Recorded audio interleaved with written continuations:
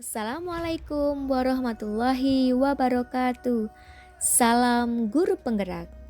Halo, perkenalkan, nama saya Laili Nur Ifasari, calon guru penggerak angkatan 9 Kabupaten Klaten. Di sini saya akan memaparkan koneksi antar materi yang berisi kesimpulan dan refleksi modul 1.1 tentang filosofi pendidikan menurut Ki Hajar Dewantara. Pendidikan dan pengajaran tidaklah sama. Pengajaran merupakan bagian dari pendidikan. Pendidikan sejatinya adalah menuntun segala kekuatan kodrat yang ada pada anak, baik kodrat alam maupun zaman, agar mereka dapat mencapai kebahagiaan yang setinggi-tingginya, baik sebagai manusia maupun sebagai anggota masyarakat. Sedangkan pengajaran adalah proses pendidikan dalam memberi ilmu untuk kecakapan hidup anak secara lahir dan batin. Kesimpulan dasar-dasar pemikiran Ki Hajar Dewantara tentang pendidikan. Yang pertama, pendidik ibarat petani. Seorang pendidik diibaratkan seperti petani. Misalkan, petani sedang menanam tanaman jagung. Petani hanya bisa menuntun tumbuhnya tanaman jagung, namun tidak bisa mengubah kodrat tanaman jagung menjadi tanaman padi atau tanaman yang lainnya. Petani hanya bisa memperbaiki kondisi tanah, memberi pupuk dan air, membasmi hama, dan merawat tanaman jagung sesuai dengan teknik merawat tanaman jagung. Petani tidak bisa merawat tanaman jagung seperti merawat tanaman padi atau tanaman lainnya. Jadi, pendidik hanya dapat memperbaiki laku anak, bukan mengubah kodrat dasar anak. Yang kedua, semboyan pendidikan dari Ki Hajar Dewantara. Dalam menuntun anak, pendidik menggunakan semboyan ing ngarso sung tulodo, yang artinya di depan memberikan contoh atau menjadi teladan. Ing madyo mangun karso, di tengah memberikan motivasi atau semangat, dan tutwuri handayani, di belakang memberikan dorongan kepada murid atau anak untuk memaksimalkan potensi yang dimilikinya.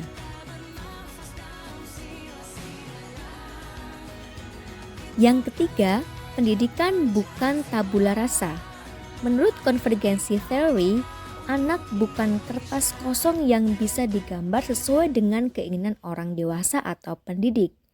Setiap anak lahir dengan kekuatan kodrat, namun kekuatan kodrat tersebut atau tulisan tersebut masih samar. Tujuan pendidikan adalah memfasilitasi atau membantu anak untuk menebalkan garis samar-samar yang baik, sedangkan garis yang tidak baik dibiarkan semakin samar dan tidak terlihat. 4. Lalu, bagaimana menebalkannya? Pendidik membantu menebalkan laku anak dengan kekuatan kodrat atau potensi yang ada pada anak sesuai dengan kodrat alam dan zamannya, serta dengan kekuatan sosiokultur atau budayanya. Pendidikan merupakan tempat bersemayanya benih-benih kebudayaan. Oleh karena itu, pendidikan dan kebudayaan merupakan satu kesatuan yang tidak dapat dipisahkan.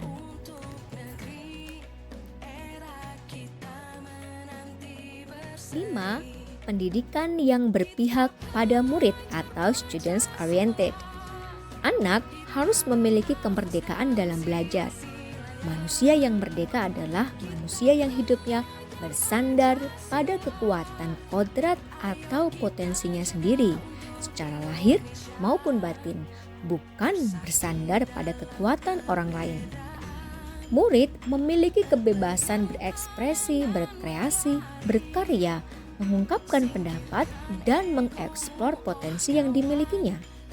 Jadi, pendidikan memberikan kebebasan kepada murid untuk tumbuh sesuai dengan kodrat dan potensi yang dimilikinya sendiri, bukan dituntut untuk tumbuh sesuai dengan kodrat atau potensi yang dimiliki oleh orang lain.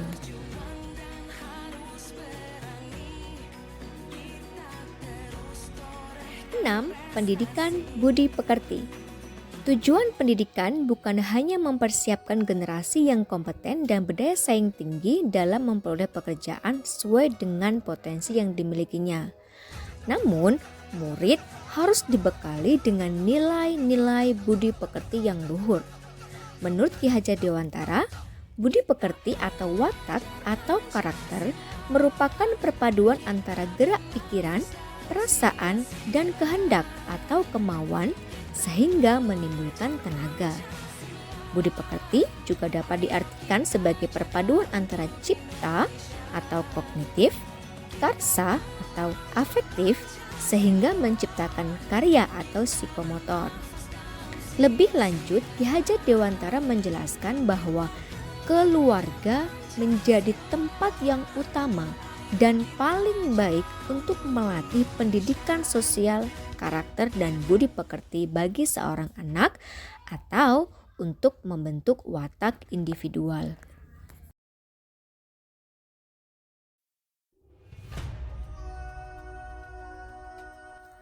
Refleksi modul 1.1. Pertanyaan pemantik pertama.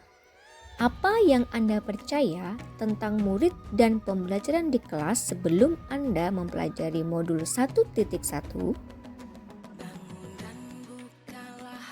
Sebelum mempelajari modul 1.1, saya sebagai pendidik masih beranggapan pertama, guru hanya bertugas mentransfer ilmu.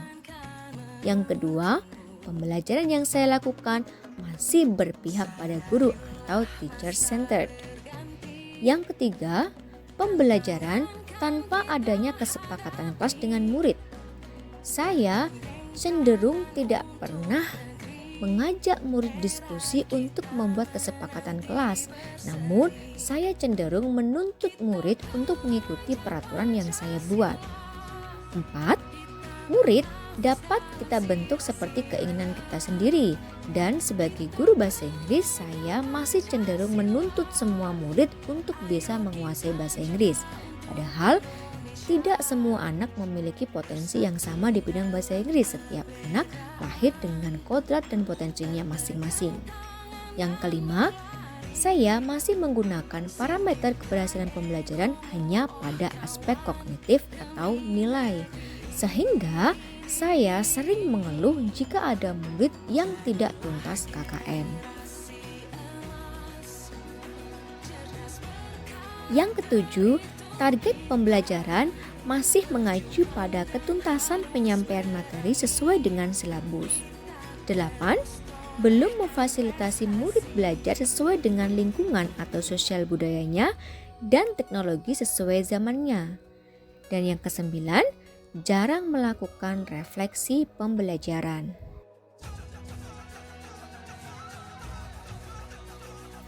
Refleksi kedua, apa yang berubah dari pemikiran atau perilaku Anda setelah mempelajari modul ini? Setelah saya mempelajari modul 1.1 tentang pemikiran Ki Hajar Dewantara terhadap pendidikan, saya menyadari bahwa pemikiran-pemikiran saya sebelumnya tidaklah tepat.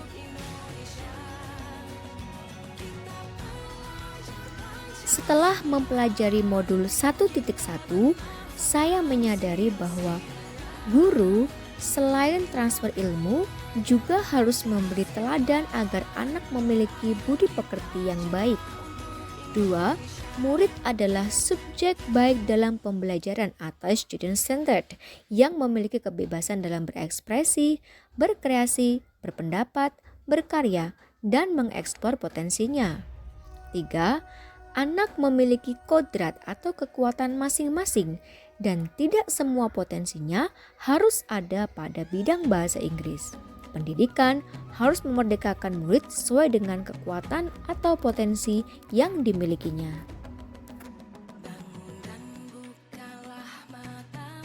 4. Pembelajaran harus bersifat holistik atau menyeluruh. Tidak hanya melibatkan aspek kognitif, tapi juga aspek afektif, psikomotor, spiritual, sosial, dan budaya. Parameter keberhasilan pembelajaran tidak hanya pada aspek kognitif saja, melainkan juga pada keterampilan dan sikap atau akhlak. Yang kelima, memfasilitasi murid untuk belajar sesuai karakteristik lingkungan, sosial budaya, dan menggunakan teknologi sesuai dengan zamannya agar pembelajaran lebih bermakna, bervariasi, dan menyenangkan.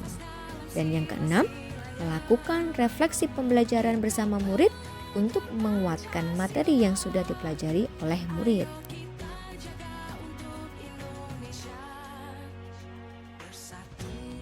Refleksi ketiga, apa yang dapat segera Anda terapkan lebih baik agar kelas Anda mencerminkan pemikiran Ki Hajar Dewantara?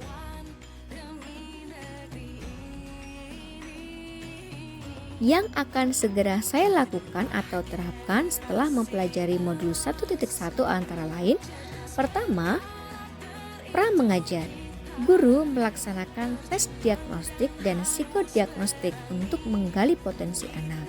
Sehingga dengan guru mengetahui potensi anak, guru akan bisa memfasilitasi anak tumbuh sesuai dengan potensi yang dimilikinya.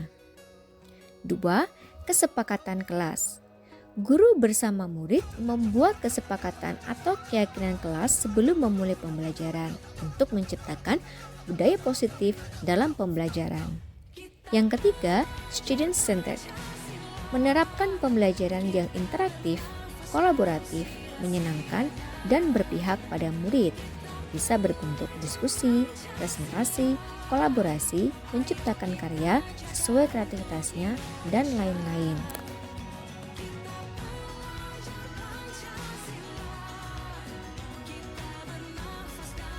Yang keempat, pembelajaran sesuai kodrat alam dan zaman. Menerapkan pembelajaran yang mengutamakan kearifan lokal dalam lingkungan sosial budaya murid dan sesuai abad 21, yaitu berpikir kritis, kreatif, komunikatif, dan kolaborasi, serta memasukkan unsur teknologi abad 21 dalam pembelajaran atau TPACK. 5. Menggunakan semboyan Ing ngarsa sung tulodo, ing madya mangun karso, Tut Wuri Handayani. Guru tidak hanya transfer ilmu, melainkan juga harus menjadi teladan bagi murid, menjadi motivator, serta memberi dorongan kepada murid untuk memaksimalkan potensi yang dimilikinya. 6. Melakukan refleksi pembelajaran. Refleksi merupakan bagian penting dalam pembelajaran karena dengan melakukan refleksi, murid akan mendapat penguatan dari apa yang mereka dapatkan.